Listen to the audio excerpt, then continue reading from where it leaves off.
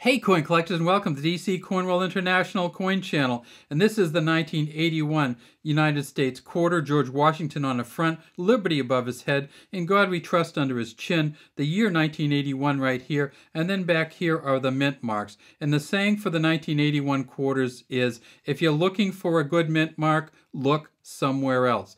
This is the Philadelphia mint mark, hard telling. And you can also see that there's this huge dent in there where they put the mint mark on there. So this is supposed to be a P.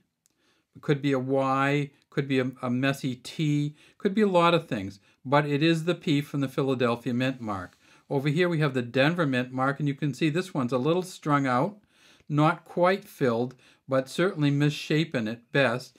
And then over here we see the San Francisco mint mark, and that's for the proof coins. And if you look at this proof coin, you'll see that it's a little bit filled with a line that goes from end to end. But the proof coin issue in 1981 was that they had two different S's on the proof coins. The type 1, which is this one here with a kind of rounded S, and the type 2 with a flattened S. And we'll show you that from the PCGS website. The type 2s are much, much, much more valuable.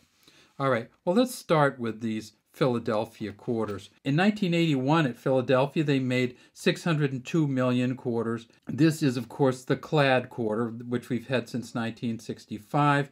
You can see that it has a copper nickel center, cladding on the front, cladding on the back. If we flip it over, we see it says United States of America, E pluribus unum, $quarter here. The best Philadelphia quarters they found so far are worth about $4,000. And those ones have messed up mint marks on them too.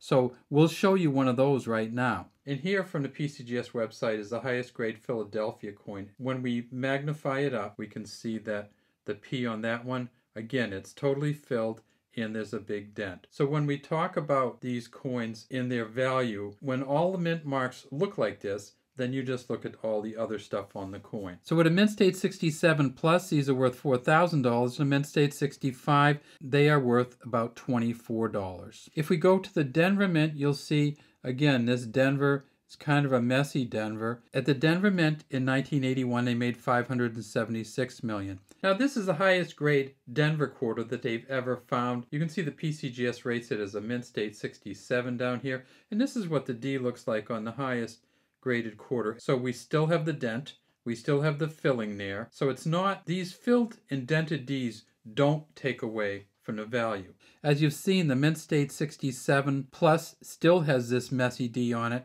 and that's worth about $1,150.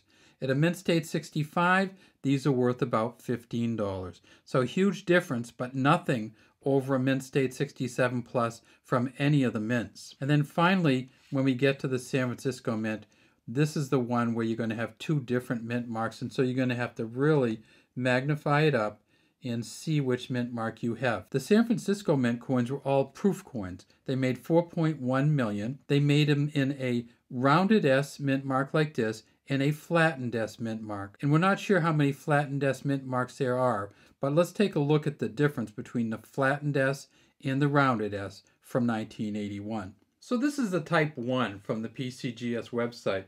And if you're on the website, you can just go like this and you can actually see that that's the type 1. It's kind of a little bit like a filled S, but the trick with this one is that it doesn't have the flattened edges. If we look at the type 2, however, and we see how that top of that S is flattened in there. So that's the type 2, and this is the type 1 with no flattened S. Okay, so we're looking at some of the best quarters here. This one here is from a proof set. This one here is from a mint set. They made 2.9 million TD and S mint sets. They didn't put any S quarters in the mint sets, but they did put pennies. We see the P and the D here. Let's look at some used ones and look at some of the variations we have. So this one right here, you can identify this one. This is the best D I've seen, so I pulled this one out. It's actually even better than the one from the proof set. See that huge dent in the proof set. So this is the best D. It actually has a center in the middle. Here is a D with just a blob there. And this is not, again, now we know this is probably not post-mint damage. It's probably happened right from the mint. Almost has an S look to it, and it has that little line there. And this could be a double punched one, but there's no way of telling, it's so messy. Here's another D, we think, but it got cut off there. And this one definitely looks like a double punch, but again, it's so messy, no value there. And then here's a P, and this is one of those P's, really hard to even tell that it's a P. We have it cut off, we have it dented. We have some lines here where another coin hit this coin so hard that it cut into the coin. You'll also find these messy mint marks on the other coins. Here's a Susan B. Anthony from 1981, and there's the P there, one of the best P's you're going to see. But this is the coin where they identified the Type 1 and Type 2 S mint marks from the Susan B's from 1981. Then, of course, here's the Kennedy from 1981. Again, this one looks slightly better, but still pretty messy on this Kennedy half. All right, well, that's all we have from DC Coin World. So look for these out there. Look for the Type 1 and Type 2 S's. Look and see if you can find any D's that have a good hole all the way through the center. And then see if you can find any P's that have the hole in the top of the P, because you won't see those in these three coins. 2 from a mint set and 1 from a proof set.